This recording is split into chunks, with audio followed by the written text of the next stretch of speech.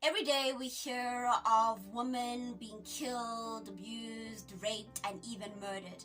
And I always ask myself this question, like, what did we do wrong? You know, as women, what can we fix? How can we fix this? You know, and it makes me numb and distraught because today it's her and tomorrow it is me. We just never know who's next.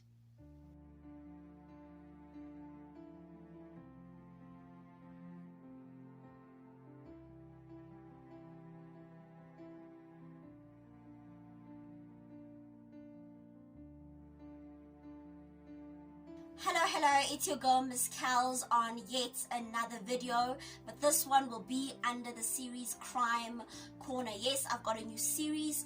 I found it important to have this series as so many crimes are transpiring in our country. Gender-based violence is at the forefront. So I felt that we needed to have a platform where we could engage, where we could talk about it, as well as share light into cases that some people don't even know exist. But most importantly, I wanted to have this platform to show how some of the cases are receiving lack of justice, how the justice system is failing South Africans on a daily basis. But this platform won't only be for South Africans, it will also be for the rest of the world. We will be looking at cases that are transpiring around the world. Before I get started, as per usual, I always say don't forget to like, don't forget to subscribe, don't forget to comment, and of course share the video. Also hit the notification bell so each time I post a video you know about it. The first case I will be talking about is one that is very close to my heart. In fact, I knew when I started the series that I wanted to talk about this case, you know, in the beginning. So it's about a 15-year-old girl named Rehana Moshoeshe. At the time of her disappearance, she was my age, I was her age. And I found this particularly painful because I've achieved so much, and I think to myself, what could she have achieved? Who could she have become had someone not stolen something from her, had not stolen her opportunities, had not stolen her life? As I said before, Rehana was only 15 years old when she went missing. She lived in a place called Galashiwe in the Northern Cape. And she lived with her mom. Her parents had divorced, and she had a brother who lived with her father while she lived with her mother. So on this fateful day, she informed her mom that she was going into town to meet up with some friends. And as a mom, you're thinking, okay, she's gonna go meet up with some friends. It's during the day. She'll be coming home a little bit later. But sadly, Rehana did not return. Prior to her disappearance on the 23rd of January 2010, Rehana and her friend Kinelo Mutawung were walking in their neighborhood. A black car, BMW 1C, the latest model, drove past them and then came back to ask for numbers from these young girls, ask their numbers. And the girls weren't scared. They weren't scared, they didn't run away. And inside the car were two men. One introduced himself as Thabo, the other one was Robert. Robert. So Thabo asked for Rehana's numbers and Rehana didn't decline. She gave out her numbers. Now we know that the Thabo guy is actually Frans Oliphant, 41-year-old Frans Oliphant. Yeah, take that in. 41-year-old approaching a 15-year-old. And he had used a fake name to lure the girls in, or rather to lure Rehana Moshoeshe in. According to Kinelo Mutawung, Rehana's best friend, Thabo, yes, Thabo, or rather Frans Oliphant, let's call him by his name. Frans Oliphant called Rehana back at around 5 o'clock that afternoon, or 5 p.m. and asked to meet up. But Rehana just brushed it off and they didn't meet up. Like a predator he is, he called Rehana again, and this time Rehana was with her friend Ginelwe as well as her brother.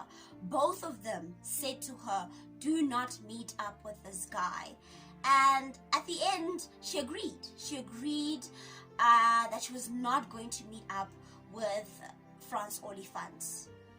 Rehana and Ginelwe did not talk about Frans Olifant for quite some time until the day before her disappearance, which was on the 20th of February 2010.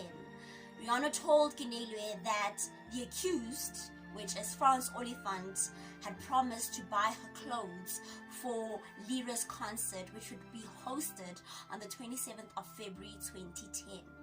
On the day of her disappearance, Ginelwe recalls that she never ever spoke to Rehana. She went about her day, and as best friends would normally talk, that day they didn't. On this very day, Rehana's mom informed Rehana that she's going to a funeral, which was a family funeral, and indeed she left the house at 1 o'clock and came back at 5 o'clock, only to find out that Rehana was not home. And she wondered, where is Rehana? And she thought, man, maybe she's at Ginelwe's house, since they're always at each other's houses and sleepovers and all of that, and decided, you know what, let me go back to the funeral. She came back home at around 9 o'clock, only to find the house dark. Then she started to worry, where is Rehana? So she didn't sleep that night. She just sat on the couch, waited. And then eventually, of course, as human beings, we fall asleep. And she fell asleep and woke up at 4 a.m. And still there was no sign of her daughter. She called Rehana's phone and it went straight to voicemail. And then she decided to call Ginelwe. Of course, that's the first person you would think of because they are best friends.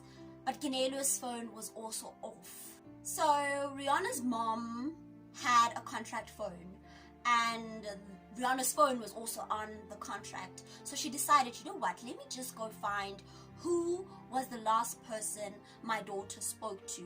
She obtained these records of the calls between Rehana and this other number. Then the father of Rehana decided, let me give this number a call by a public phone. But what's shocking about this, when they look at the phone records, Rehana had stored the number of supposed Thabo as a stalker. So it makes one to think, she probably felt that this guy is not good. This guy is not proper. You know, she probably had the intuition that, I mean, what am I going to get from this guy? But because she was a young girl and she wanted to fit in and be like everybody else, she thought, let me just, get the clothes and then maybe block him. But she didn't know that this was her fate. This guy would be taking her life from her. Her bank account was also checked, and it was found that she didn't do any withdrawals. She didn't do anything with her card. So it makes people wonder, if you go somewhere and you don't even use the money that you have on your account, what happened to you? Where are you? With no answers, Mr. Moshoeshe, Rehana's father, decided that he's going to give this number a call again. And this time the man picked up and the father asked, do you know Rehana Moshoeshe? And immediately when Thabo, Frans Olifant, heard Rehana's name, he hung up. The father then called again and it went straight to voicemail. And that's how they picked up who was connected to Rehana, because the voicemail said, this is Frans Olifant. If you can't get hold of me, leave your number and message. On the 24th of February 2010, Rehana's phone was found in a vault. It was found by a young man and he brought it to the house. They knew that it was Rihanna's phone because at the back it had the electricity card which corresponded with the meter number of the house. So immediately they knew that this is Rihanna's phone. Remember I had mentioned Robert, and Robert is the guy that was with Frans Oliphant when they met up with Kinelwe and Rihanna. Now Robert testified against his friend. He stated that Frans called him the day before Rihanna's disappearance, which was on the 20th of February 2010, and asked if he could use Robert's house because he has a date with a young girl. Frans Oliphant did admit that he and Rihanna were talking, and even on the night of her disappearance, he actually called her. But, of course, he distanced himself from anything else that happened to Rihanna. Frans Oliphant tried to come up with an alibi and tried to convince the court that he had nothing to do with her disappearance. But the court stated that his alibi was incomprehensive and messed up, and they weren't going to admit it. He was found guilty of kidnapping, assault, and the intent to cause grievous bodily harm, not murder. He was not found guilty of murder. Why not murder, you might be asking yourself? Well, the state stated that the accused is in no jeopardy to be convicted of murder. This came from the statements made by the parents of Rehana Moshoeshe. Rihanna's mom perceived Rihanna in a perspective or light that she was still alive, whilst her dad perceived her as being dead. So the court relied on the mother's perception that her daughter was still alive. Frans Oliphant was given 36 years imprisonment. This was not based only on Rihanna's case. There were many other cases in which women came forward stating that he had raped them, assaulted them, and there was also a case of arson against him. This man was a predator. This man was walking amongst us. He was preying on women and children, and he didn't care. Seeking closure, Rihanna's mother went to see Frans Oliphant in prison. She describes it as though he wanted to talk where she was. He wanted to say where she was, but held back. I can't imagine the pain she must have felt to look at the man who knows where her daughter is, but refuses to divulge. Today, we don't know where Rihanna is. It's 2020, almost 10 years since her disappearance, and he still refuses to divulge where Rehana Moshoeshe is. Rihanna was known by her friends and family as her parents' pride and joy.